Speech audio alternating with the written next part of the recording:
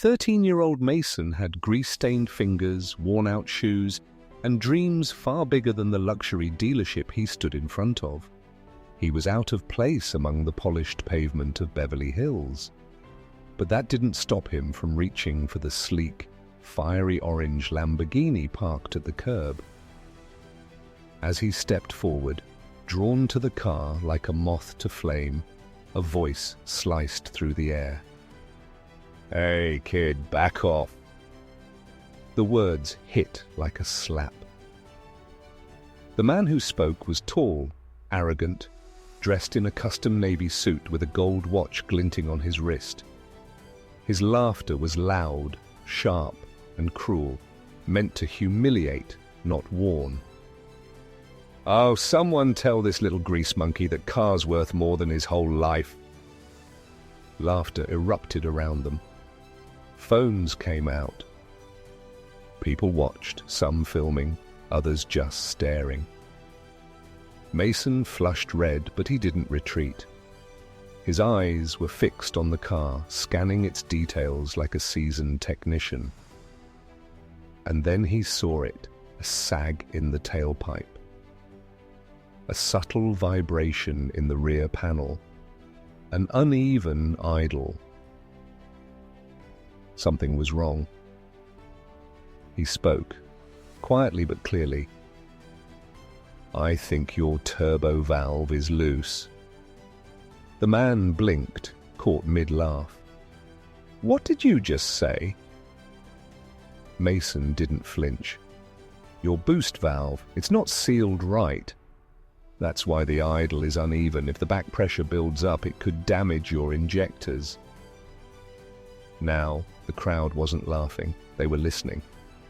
The man scoffed, trying to recover. "Kid, this is a 700 horsepower V12. My guys have more certifications than your age." Mason didn't argue. Instead, he stepped forward again, pointed under the rear fender without touching. "See that drip? That's fuel mist. You've got an unsealed clamp, probably already triggering sensor warnings." The valet leaned in. The man looked unsure. Phones were rolling now. "I can fix it," Mason said. "Right here, right now, free." The man stared like he'd just been challenged by a ghost. "You think you can fix a Lamborghini on the street?" Mason's voice didn't waver.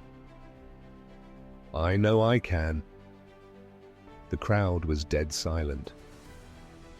A moment ago, they mocked him. Now, they couldn't look away. And the man in the suit, Bryce Henderson, owner of 2 luxury dealerships, was beginning to realize he'd just been called out by a kid in busted sneakers. He laughed again, nervously this time. "What are you, some kind of car whisperer?" Mason didn't smile. "No, I listened and I smelled it, that fuel mist, sharp and faint. If it leaks near the manifold when the engine's hot, this whole thing could blow." Bryce's smirk faded. He walked to the back, crouched, and sniffed the air. For a brief second, his face changed. He smelled it too. He straightened up, tugged at his cuffs, masking his unease. "Okay, Einstein," he muttered. "Let's say you're right. What would you do?" Mason pointed across the street toward an alley where a small tool cart sat under a sun-faded tarp. "My uncle runs the garage there," he said calmly. I help out. I can borrow what I need. Won't take more than 5 minutes." Bryce glanced around. Every camera was now turned toward him. What started as a joke had become a public showdown, his ego against a grease-covered kid, and his dealership logo gleamed on the wall behind him like a spotlight he couldn't escape. He exhaled sharply. "Fine, go get your tools. But if you scratch that car, just one scratch, you're paying it off for the rest of your life." Mason didn't flinch. He just nodded and jogged across the street. Every eye followed him.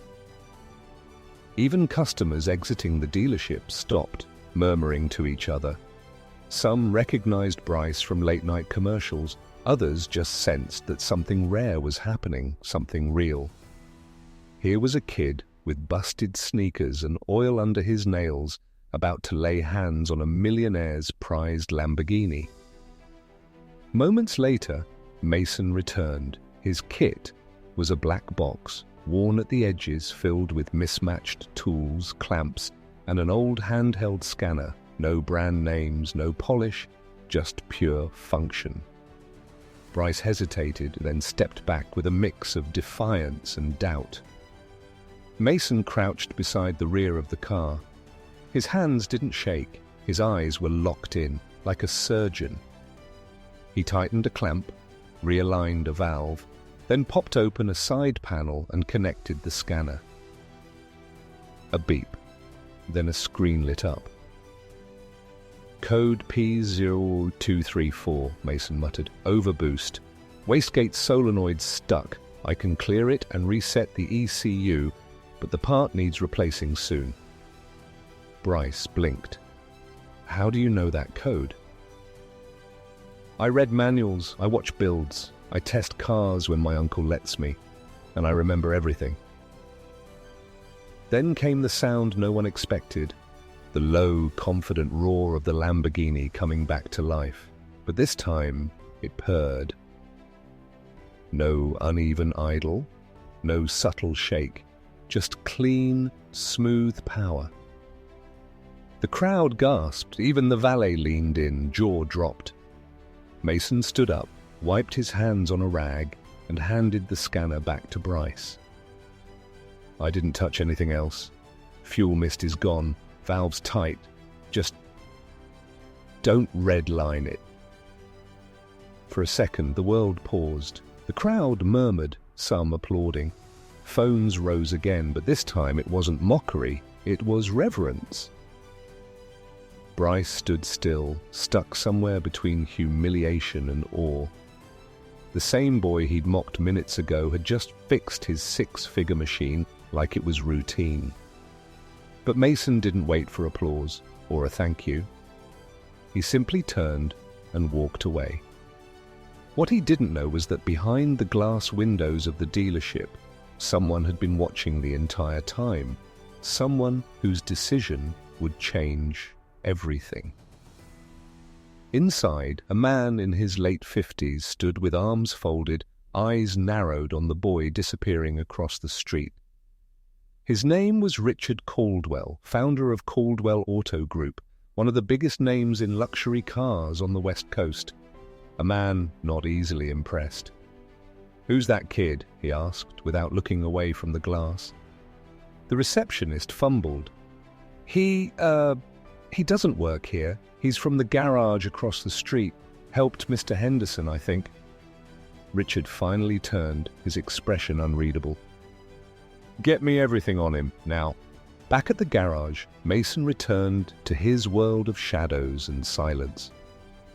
His Uncle Paul didn't even glance up from under the hood of an old Dodge. "Took you long enough," he muttered. "Hand me the torque wrench." Mason passed it wordlessly. No mention of the crowd, or the Lamborghini, or the stairs. This was normal. The garage was barely surviving. No AC, no uniforms, no luxury, just grit, sweat, and tools held together with tape. But here, Mason felt at home. He had no idea that across the street, the conversation was still about him.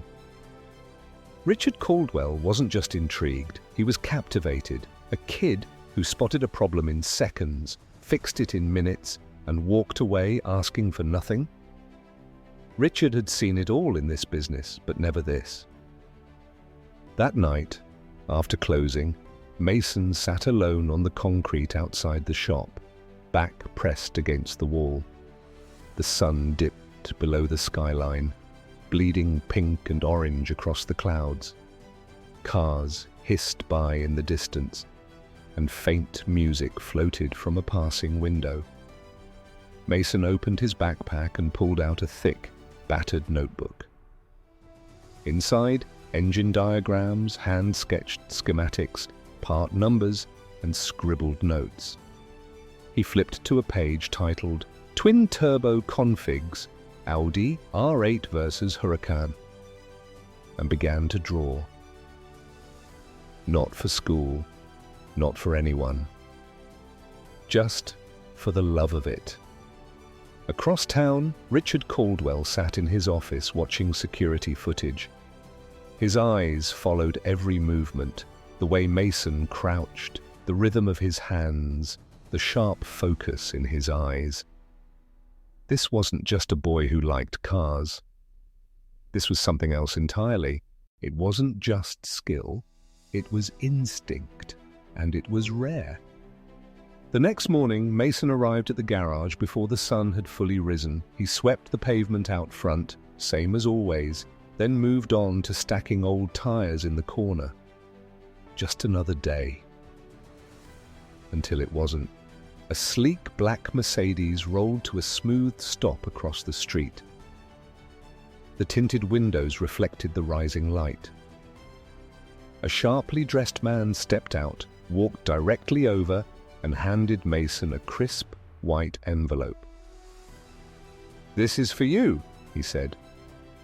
Mason blinked, confused. He opened it slowly. Inside, thick paper embossed with the Caldwell Auto Group logo. The message was short, direct.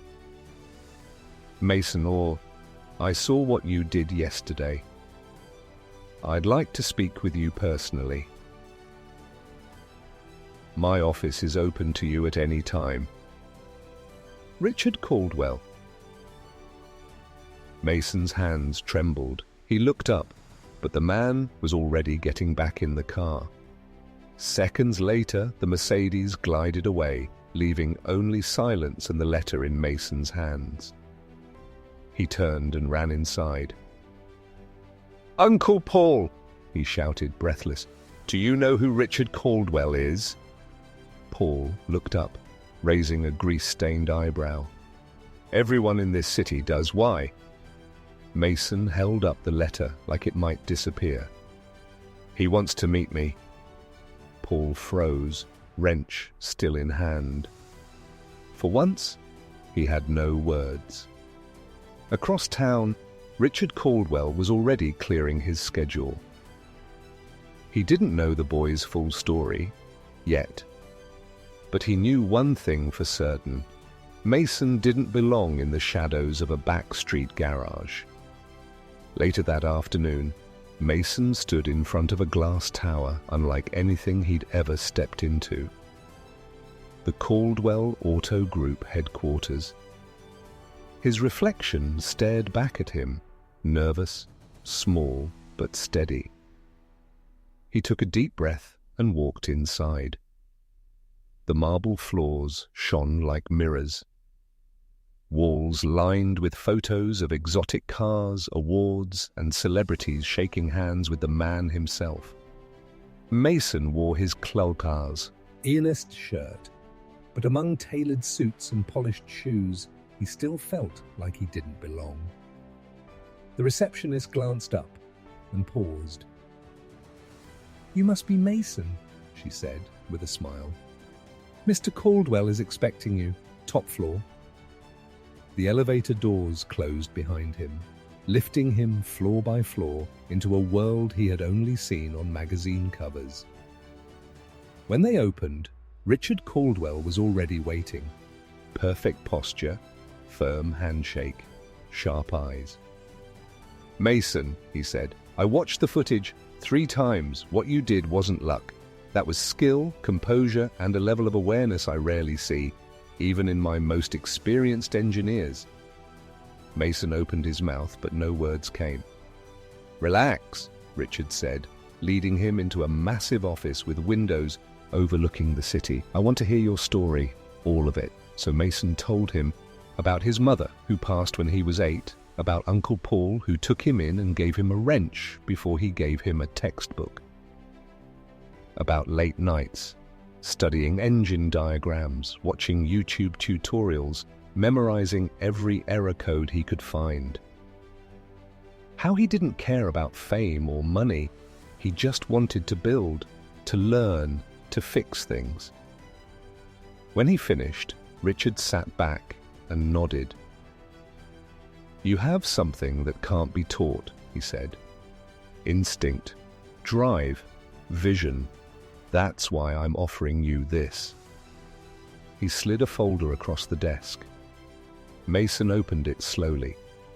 Inside, a full scholarship to one of the country's best automotive engineering programs, fully paid, sponsored by Caldwell Auto Group. Mason stared, stunned. "I want you to study," Richard said, "and I want you to intern with us, not out of charity, but because you've earned it. That kind of talent needs to be seen." Mason looked at the paperwork, then up at the skyline through the glass behind Richard's desk. For years, he'd convinced himself that dreams like this weren't meant for kids like him. But now? Now, they were printed in his hands. "Why me?" he asked quietly. "Because you didn't ask for anything," Richard replied. "You saw a problem, you solved it, and you walked away. That told me everything I needed to know." Mason nodded once, voice steady this time. "I accept." Back at the garage, Uncle Paul stood outside, scanning the street with a faint crease in his brow. Before he could grab his phone, a black Mercedes rolled up to the curb. The door opened, and Mason stepped out, eyes wide, still clutching the folder as if it might vanish. Paul stared in silence. "I think everything just changed," Mason whispered. Paul didn't say a word, but the look in his eyes said enough. Pride. And maybe hope. Weeks passed like minutes. Mason's days began before dawn and ended well past sunset, while other students lounged between classes. Mason was in the shop, sleeves rolled up, engine grease under his nails, absorbing everything like a sponge. He didn't have the latest gadgets. He didn't attend weekend parties. He didn't care. He had a notebook full of diagrams and a heart full of fire. Professors noticed. So did the engineers. At Caldwell Auto Group's main facility, Mason's internship wasn't a photo op, it wasn't for show. He wasn't there to shadow or take notes from a distance. He was placed in performance tuning, the division where the real work happened: engine calibrations, transmission synchronization, deep diagnostics, precision tuning. And he didn't coast on praise or the scholarship. He earned every minute of it. He was the first to arrive, the last to leave. And in between, his hands moved faster than some of the senior techs, not because he had more experience, but because he treated every bolt, every wire, every data readout like it mattered, like it meant something. Richard Caldwell visited often. He didn't micromanage, he didn't interfere. He just watched. And what he saw was a younger version of himself. That same fire, that same hunger, that same silent refusal to quit. The kind of spark that can't be taught. One afternoon, as Mason was elbow-deep in a dual-clutch gearbox from a wrecked McLaren, Richard approached quietly.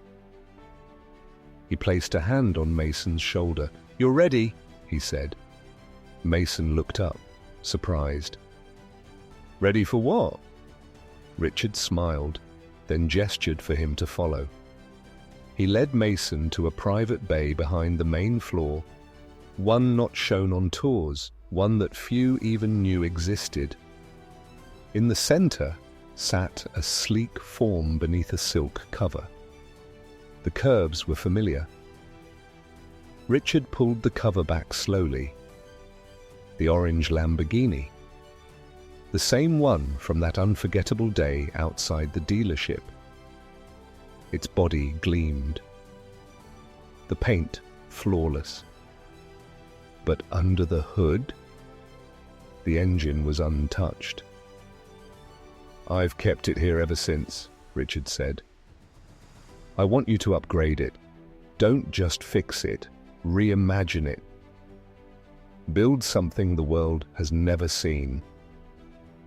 Mason stared at the car, stunned. "You trust me with this?" "I don't trust easily," Richard replied, "but I trust you." What followed was Mason's masterpiece. For weeks, he poured himself into the build. He restructured the exhaust layout, modified the twin-turbo intake system, reprogrammed the ECU from scratch, recalibrated the torque vectoring to respond instantly under load. His designs went through senior engineers. Most returned untouched. Slowly, the Lamborghini transformed, not into something unfamiliar, but into something elevated, sharper, faster, alive. When he tightened the final bolt and the ignition keyed on, the room fell still. The engine roared. Not just loud, not just clean. Perfect. A deep, crisp growl, with no hesitation, like it was ready to run through walls. Test drivers took it to the track. Their verdicts were unanimous. Better than factory. It handles like it's reading your mind. This thing responds like it's alive. Whispers started, then headlines. Then, prototype, tuned by teen intern, sets new benchmark. Mason Carter, the boy who rebuilt a legend. Caldwell Auto Group issued an official press release. Concept: vehicle reimagined and tuned by rising talent Mason Carter. Within hours, it hit every major auto blog. Automotive magazines ran features. The story exploded online. The original video, Mason diagnosing the car on the street, resurfaced.